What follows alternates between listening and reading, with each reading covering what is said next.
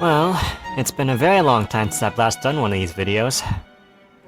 And if I remember right, it's been about 7 months since then.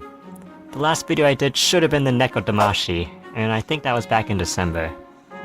Anyway, as we go into the video, I'm presuming you know the basic combat system for this game. You got standard combos, you got guard breaks, and you got skills. You guard against the combos and skills with your left mouse button, and you use the right mouse button to counter against the guard breaks. Rather than a step-by-step instructional video, I'll go over bits of info and trivia for you to keep in mind that should help you advance your gameplay from beginner level into an intermediate stage. So let's get this started! As you play across different characters, you'll find that skills number 1 and 2 are pretty much the same across the board.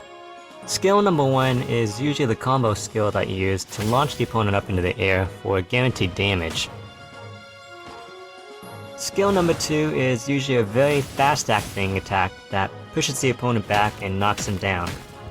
It's pretty reliable to use at any time, and you can also use it as a finisher. Skills number 3 and 4, along with their passives, are all unique to each character, and what set each other apart. So as you learn to play different characters, these are the skills to pay attention to if you want to max out their potential. Now, they all have different effects, but skill number 4 also comes with super armor, and usually, they hit a tiny bit harder than the other skills. It's a pretty good idea to figure out how these skills work. If the target is laying on the ground, you can press right mouse button to leap at him from a short distance. This leap attack comes with super armor, so whatever happens, you're normally pretty safe. The only time when you're not safe is when the opponent perfectly evades the attack. If you're taking a beating from the opponent, you can bail out at any time by pressing the left and right mouse button at the same time.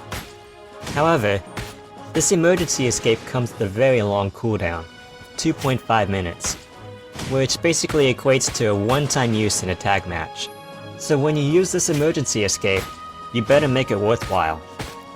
Usually, the best time to use it is when you've been launched up into the air, or basically, whenever you can't defend yourself anymore.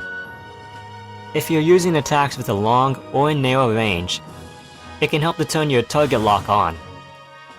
You'll move pretty slowly, but it can help you to improve the accuracy of your attacks. If your attack fails for one reason or another, you can cancel the animation with an evade.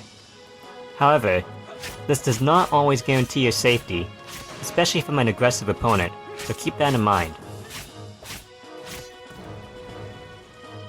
If you want to extend your combo for as long as you can, use your guard break attacks after the 4th combo of your regular attack chain. However, the defender might also expect this, and be ready to counter your guard break. If you see the defender taking hits from your normal attacks, there's a decent chance they're expecting you to guard break, and they're spamming the counter button instead of defending themselves. In this case, you should either finish up the combo, or follow it up with the skill instead. If you're ever in doubt of what to do with your combo, just follow it up with skill number 2. As I mentioned before, skill number 2 is usually a safe attack that you can fall back on. If they take the hit, the target gets knocked down, and you can use that time to Okizeme them. And if they block it, the skill usually pushes them back into a neutral position anyways. There's also very little recoil on the attack, so there's almost no chance of a counterattack. Because skill number 2 is usually such a safe option, you can potentially pick up the combo again and continue to suppress your opponent. This is easiest to follow up on when your opponent is against the wall. And if you're careful about it, you might be able to follow up on it without the aid of a wall if you time your evasion attack perfectly. And while the effects can drastically vary from one character to another, skill number 4 can also be used to help keep the suppression going, thanks to their super armor. Being the main combo attack, skill number 1 is usually the most optimal punish to use after you countered your target. The situations to use this in are A, after blocking the opponent's skill, which is signified by a very loud clanging noise.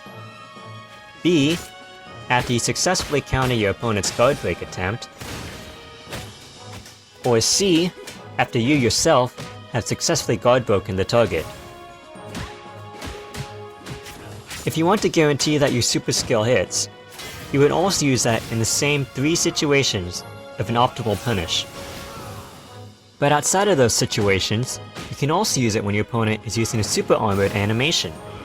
Such animations include skill number 4, and a few other skills, and also get-up attacks.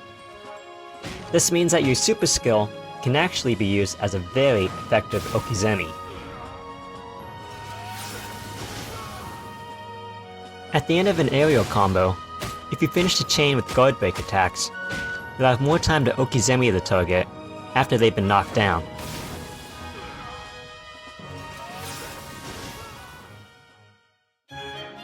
And those are all the basic tips I got for you.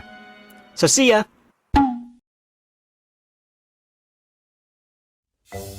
Hello? Game? I think it's time to leave now. Game? Hello? Game? Hello? I'd like to leave.